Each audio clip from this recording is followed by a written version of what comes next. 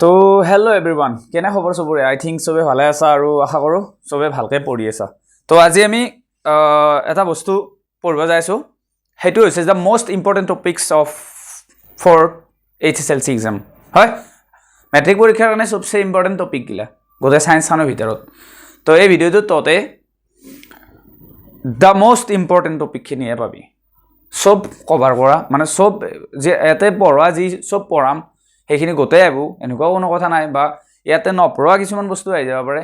তো মেইনলি কথাটো হ'ল যে যিখিনি মেট্ৰিক পৰীক্ষাত আহিব লগা বস্তু আছে সেইখিনি এই ভিডিঅ'টোৰ ভিতৰত পাবি। এটা কথা গেৰাণ্টি দিব পাৰিম যে এই ভিডিঅ'টোত যিখিনি টপিকৰ কথা কম বা যিখিনি কুৱেশ্যনৰ কথা কম সেইখিনিৰ পৰা 80% আহিব মেট্ৰিকত, সেইটো গেৰাণ্টি। এই ভিডিঅ'টো তহঁতে ছেভ কৰিলোঁ, নহয়তো কোনোবা লগত তাতে শ্বেয়াৰ কৰি থৈ দি, কাৰণ মেট্ৰিক পৰীক্ষা দি আহি কিনে এই ভিডিঅ'টোৰ তলত তহঁতে কমেণ্ট কৰিব লাগিব যে ছাৰ কৈছিল এইটো, আহিছে এইটো, ডেটছ ইট। তো বহুত বহুত ধন্যবাদ যিখিনি ছাপোৰ্ট কৰিছা, আৰু আশা কৰোঁ যে আৰু ছাপোৰ্ট কৰ। তহঁতৰ কাৰণে ইমান কষ্ট কৰি আছোঁ, ৰাতি হয়নে, ইমান ৰাতি ভিডিঅ' বনাই আছোঁ। তো যি নহওক, আজি আমি আৰম্ভ কৰোঁ দ্য মষ্ট ইম্পৰ্টেণ্ট টপিকছ। 2026 চনৰ মেট্ৰিক পৰীক্ষাৰ কাৰণে দ্য মষ্ট ইম্পৰ্টেণ্ট টপিকছ। বহুতে কমেণ্ট কৰিছে, বহুতে মেছেজ কৰিছে যে ছায়েন্সৰ কমন লাগে, ছায়েন্সৰ কমন লাগে, ছায়েন্সৰ কমন লাগে। তো এইটো কমন হিচাপে নাচাবি, কাৰণ কমন নিদিওঁ মই, আৰু আগতেও দিয়া নাই, কাৰণ কমন দিলে ষ্টুডেণ্টে অনলি কমনখিনিয়ে চায়, বুজি পাইছা না? এই ভিডিঅ'টো এনেকৈ চাওঁ যে ইয়াতে যিখিনি বস্তু পঢ়াওঁ, আজি যিখিনি বস্তু শিকাওঁ সেইখিনিৰ ভিতৰত যদি কুৱেশ্যন আহে তোৰ এৰা নাযায়, বুজি পাইছা? তো এইটো ভিডিঅ' এনেকৈ চাওঁ। তো চবচে ফাৰ্ষ্ট চেপ্টাৰটোৰ বিষয়ে যদি আমি কওঁ, 1 নম্বৰ চেপ্টাৰটোৰ বিষয়ে, তাতে এটা বস্তু আছে সমীকৰণ সন্তুলিত কৰা। হয়, সমীকৰণ সন্তুলন কৰা।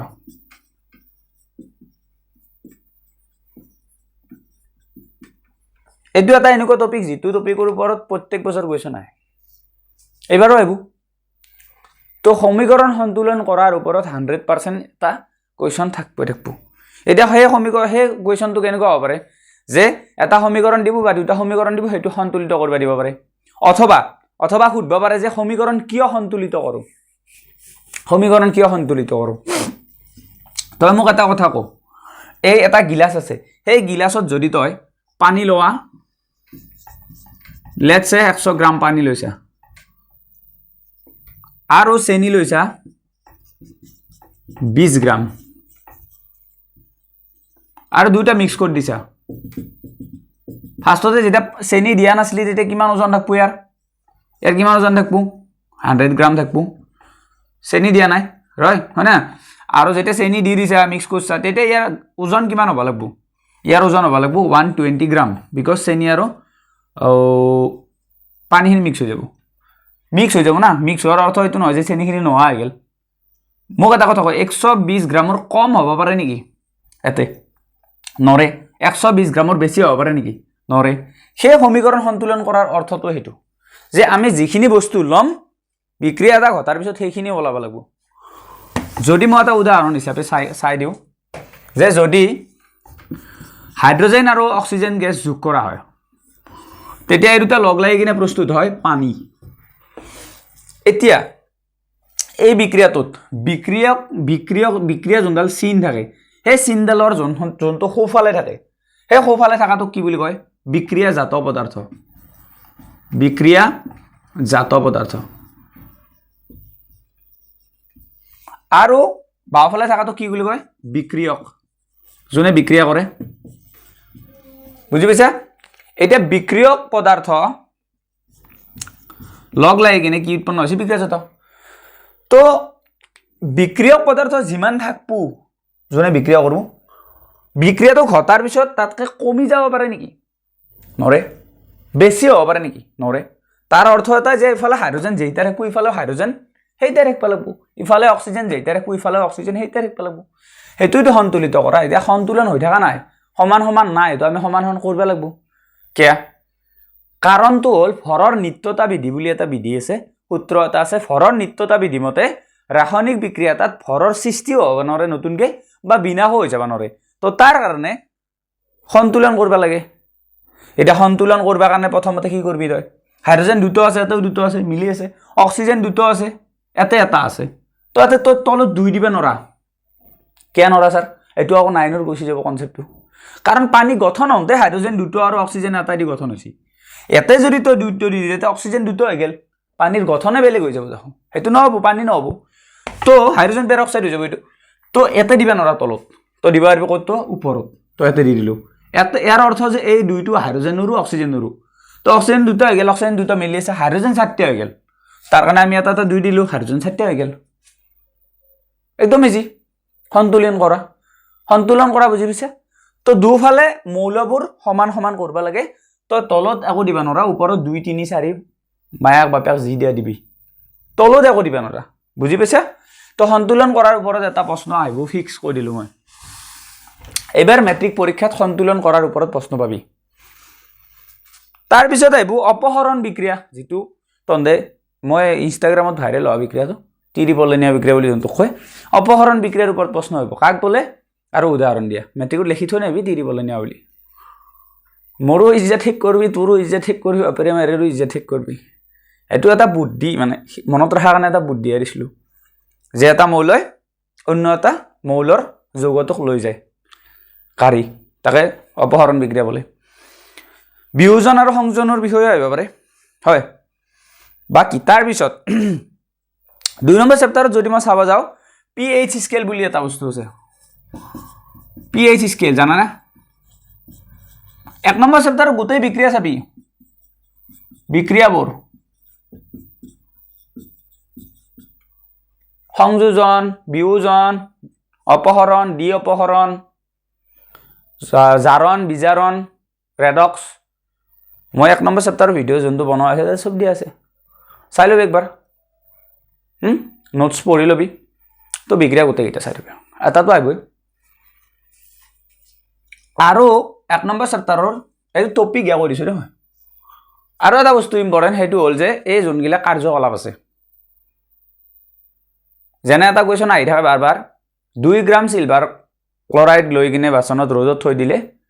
ৰং নোহোৱা হৈ যায় তো এটো সিলভাৰ ক্লোৰাইড AgCl ৰ বিক্ৰিয়া AgCl এটা সূৰ্যৰ পোহৰ যদি পৰি যায় Ag আৰু Cl সেপাৰেট হৈ যায় না সেই বিক্ৰিয়াটো চাই থবি তো এনেকা কাৰ্যকলাপ ইম্পৰ্টেন্ট আছে pH স্কেল কি পাৱাৰ অফ হাইড্ৰোজেন হাইড্ৰোজেন আয়নৰ গাঢ়তা জোখা স্কেল যে এটা বস্তুত হাইড্ৰোজেন আয়ন কিমান আছে হেতু জোখা স্কেল ডালক কি স্কেল বুলি কয় pH স্কেলৰ পৰা আহিব পাৰে pH স্কেলৰ সব চাই থবি 2 নম্বৰ চেপ্টাৰত আছে না pH স্কেল যে কোনটো বস্তুৰ pH ৰ মান কিমান ম্যাগনেসিয়াম দুগ্ধৰ pH ৰ মান কিমান হেতু চাই থবি আহিব পাৰে বৰষুণৰ পানীৰ pH ৰ মান কিমান হলে এচিড বৰষুণ বুলি কয় মুখৰ ভিতৰত pH কিমান হলে দাঁত হৈ যায় তো এইবোৰ আহি যাব পাৰে pH স্কেলৰ ওপৰত তাৰ পিছত এটা দুটা বস্তু সবচে বেছি ইম্পৰ্টেন্ট আছে হেতু হল প্লাষ্টাৰ অফ পেৰিছ আৰু bleaching powder plaster of Paris plaster of Paris আৰু ব্লিচিং পাউডাৰ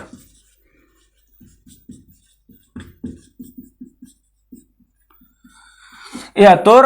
প্ৰস্তুতি মানে গঠন বিক্ৰিয়া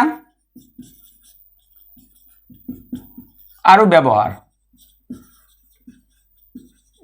এইটা চাই থবি এইটা ভেরি ভেরি ইম্পর্টেন্ট এটা যোনগিলা টপিক আছে ইম্পর্টেন্ট এগুলা এটা এটা বুঝাই থাকাটো সম্ভৱ নহয় বেছিং বাজাৰ আকৌ সেপাৰেটকে বুঝো দিগদাৰ হৈ যাব তো মই একদম ইম্পৰ্টেন্ট গিটা কৈ দি আছো তো মই PDF বনাই কিনে দি দিম আৰু তোৰ আনসাৰ তাৰপিছত ধাতুৰ সক্ৰিয়তা 3 নম্বৰ চেপ্টাৰ নম্বৰ 3 ধাতুৰ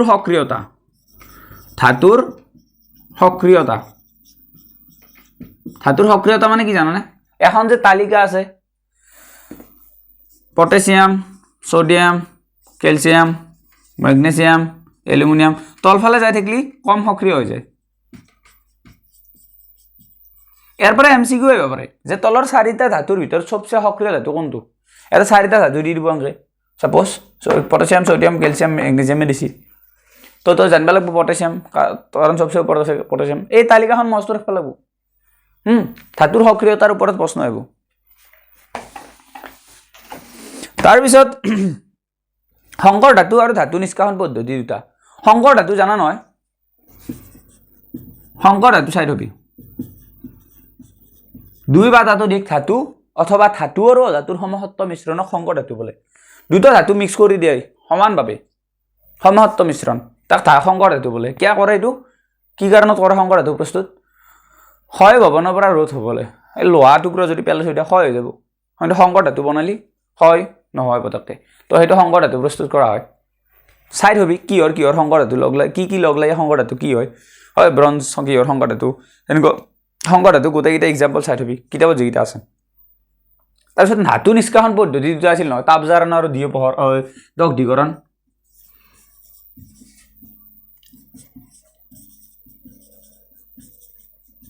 ধাতু নিষ্কাশন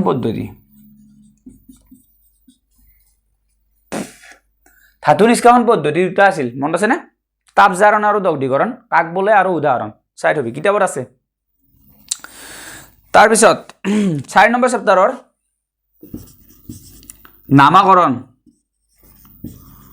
নামাকৰণ মানে নমেনক্লেচাৰ যোনটো আছে 4 নম্বৰ চেপ্টাৰৰ জানা নহয় নামাকৰণ কেনেকৈ কৰা হয় methanal methanoic acid ethanoic acid propanal pentanoic acid pentanol হয় এইগিলাখান নামাকৰণ কোনটোৰ কি নাম গঠন সেইটো চাই থবি নামাকৰণ গঠন চাই থবি আহিব গঠন এক পাৰিব পাৰে আৰু এটা বস্তু আছে যিটো বহুত বেছি ইম্পৰ্টেণ্ট বাট এইটোত বেছি গুৰুত্ব নাযায় টিচাৰে সময় সেইটো হ'ল চাবোন আৰু অপমাৰ্জক বুলি চাবোন আৰু অপমাৰ্জক আছে ন চাবোন আৰু অপমাৰ্জক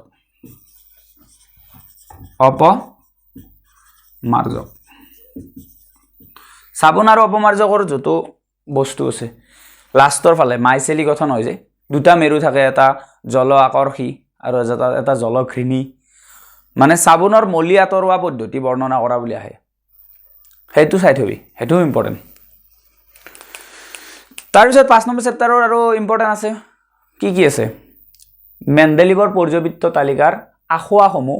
আধুনিক পৰ্যবৃত্ত তালিকাৰ কেনেকৈ দূৰ কৰিছিল মেণ্ডেলিভৰ পৰ্যবৃত্ত তালিকাৰ সীমাবদ্ধতা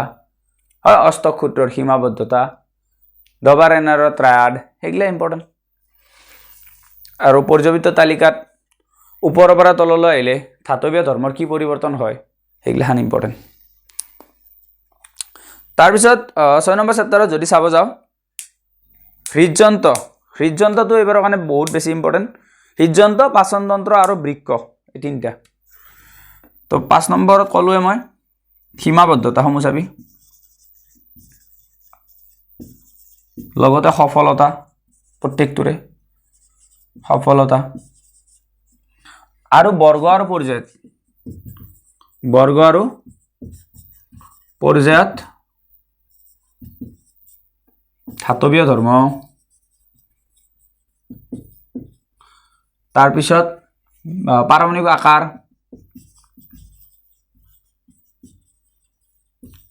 আকাৰৰ সলনি কেনেকৈ সলনি হয় ওপৰৰ পৰা তললৈ গেলি তলৰ পৰা ওপৰত আহিলি সেইটোৰ ওপৰত চাই থবি 6 নম্বৰ চেপ্টাৰত তিনিটা বস্তু এটা হ'ল হৃদযন্ত্ৰ 2 নম্বৰ পাচনতন্ত্ৰ আৰু 3 নম্বৰ বৃক্ক নেফ্ৰনৰ গঠন যোনটো বৃক্কত যোনটো আছে নেফ্ৰনৰ গঠন বৃক্কৰ চিত্ৰ বা নেফ্ৰনৰ চিত্ৰ একা কথা এইকেইটাত চিত্ৰ কাৰ্য চাই থবি চিত্ৰ আৰু কাৰ্য প্ৰণালী হৃদযন্ত্ৰ চিত্ৰটো চাবি চিত্ৰ যোনটো হৃদযন্ত্ৰ চিত্ৰ দিয়া আছে সোৱলিণ্ড বাহুলিণ্ড সোৱনিল বাহুনিলৰ আৰু ক'ত কেনেকৈ কাম কৰে অক্সিজেনযুক্ত তেজ কোনফালে আহে আৰু কাৰ্বন ডাই অক্সাইডযুক্ত তেজ ক'ৰ পৰা ক'ত গেলি যায় সেই গোটেইখিনি কাম চাই থবি কেনেকৈ পাম্প কৰে তাৰপিছত পাচনতন্ত্ৰৰ মই কৈয়ে দিছিলোঁ ধুনীয়াকৈ ছবিটো দিয়া আছে আঁকি কিনে দিছোঁ চেপ্টাৰ 6ত পঢ়োঁতে গম পাইছা তো পাচনতন্ত্ৰটো চাই থবি কেনেকৈ খাদ্য খাই মুখেদি কেনেকৈ কি হয় ক'ৰ পৰা ক'ত গেলি যায় সেনে চাবি আৰু বৃক্কৰ মানে নেফ্ৰনৰ গঠনটো প্ৰায় আহে কাৰ্যৰ গঠন তাৰপিছত 8 নম্বৰ চেপ্টাৰৰ যিটোৰ মই ভিডিঅ' অতি সোনকালে দিম ফুলৰ দীৰ্ঘছেদ দ্বিখণ্ডন মুকুলক মেঘলা বহুত বেছি ইম্পৰ্টেণ্ট এইবাৰৰ কাৰণে ফুলৰ যোনটো দীৰ্ঘছেদৰ ছবি দীৰ্ঘছেদ মানে ফুলটো আগে সিধাকে কাটলি যেটো চিত্ৰ আকে চিত্ৰ চাবি আৰু মুকুলগম আৰু কি আছিল লিখিলো আছে দ্বিখণ্ডন মুকুলগম এইবোৰ দ্বিখণ্ডন মুকুলোদ্গম হাইড্ৰাজি মুকুলগম পদ্ধতি হেতু তাৰ পিছত 9 নম্বৰ চেপ্টাৰৰ ইম্পৰ্টেন্ট 8 নম্বৰ দিল ন হাতৰ দিয়া নাই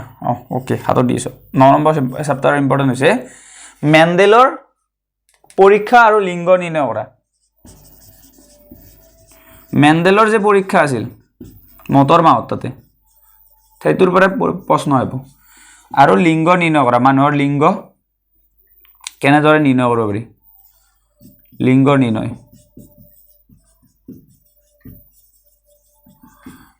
কৰা চাবি তাৰ পিছত আৰু কি আছে 10 নম্বৰ চেপ্টাৰত 10 নম্বৰ চেপ্টাৰত ইম্পৰ্টেন্ট আছে দাপোন আৰু লেন্সৰ সূত্ৰ ব্যৱহাৰ কৰি গণিত যে গাণিতিক সমস্যা আছে দাপোন আৰু লেন্সৰ সূত্ৰৰ দ্বাৰা গাণিতিক সমস্যা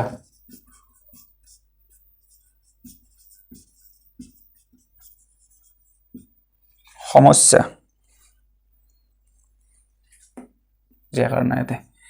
ওকে যিগলা ম্যাথছ আছে চেপ্টাৰ নম্বৰ 10 ৰ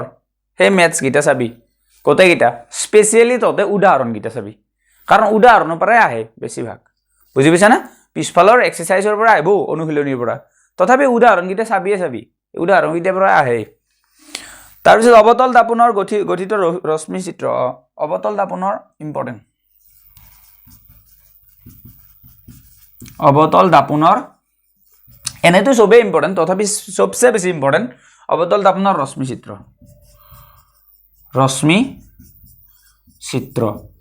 এই যে লক্ষ্যবস্তু ভাস্কেন্দ্ৰত থাকিলে লক্ষ্যবস্তু অসীম আৰু ভাস্কেন্দ্ৰৰ মাজত থাকিলে ছবি আঁকা সেই ছবি এটা অবতল দাপোনৰ বহুত বেছি ইম্পৰ্টেন্ট এইবাৰৰ কাৰণে তাৰ পিছত 11 নম্বৰ চেপ্টাৰ যেটো মই দিয়াই নাই অতি সোনকালে দিব চেষ্টা কৰিম 11 নম্বৰ চেপ্টাৰত ইম্পৰ্টেন্ট আছে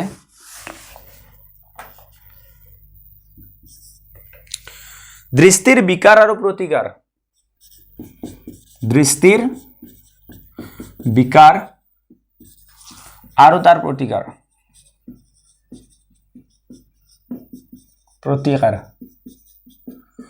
আৰু লগতে কেইটামান যে আছে সূৰ্যোদয়ত আৰু সূৰ্যাস্তৰ সময়ত সূৰ্যটো কিয় ৰঙা দেখি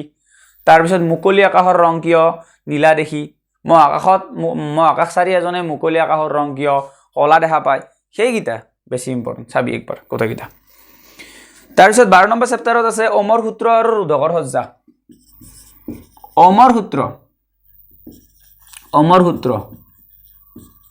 v = ir আছিল যে হয় আৰু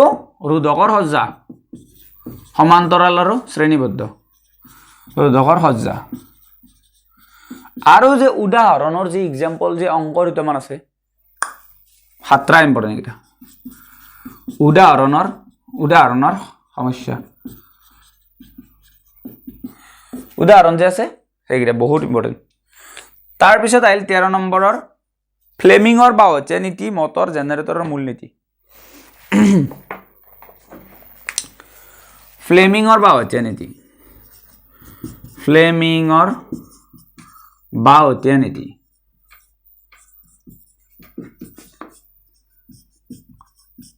আৰু মটৰ আৰু জেনাৰেটৰৰ মূলনীতি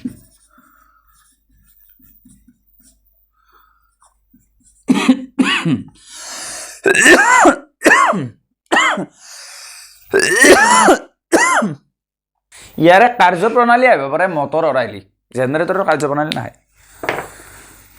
তো এইগিটা আছিল আমাৰ মেইন চেপ্টাৰ যিগিটাৰ পৰা আহাৰ বহুত বেছি চান্স আছে বাকি চেপ্টাৰৰ পৰা সিমান এটা কমন নপৰে আৰু পৰিৱেশৰ অজন স্তৰটো চাবি অজন স্তৰৰ ক্ষতি আৰু অজন স্তৰৰ মানে কেনেকৈ কিহৰ কাৰণে ক্ষতি হৈ আছে অজন স্তৰটো সেইকেইটা চাবি তো এইকেইটা আছিল এটা মষ্ট ইম্পৰ্টেণ্ট টপিক যোনে একোৱে পঢ়া নাই এতিয়ালৈকে বাছ এইকেইটা টপিকৰ ওপৰত চাই যায় অলপ ভালকৈ তহঁতৰ মোটামুটিভাৱে 50% নম্বৰ 50-60% নম্বৰ আহি যাব এইকেইটা টপিকৰ পৰা কুৱেশ্যন আহেই প্ৰায় তো এইকেইটা টপিকৰ পৰা আহিব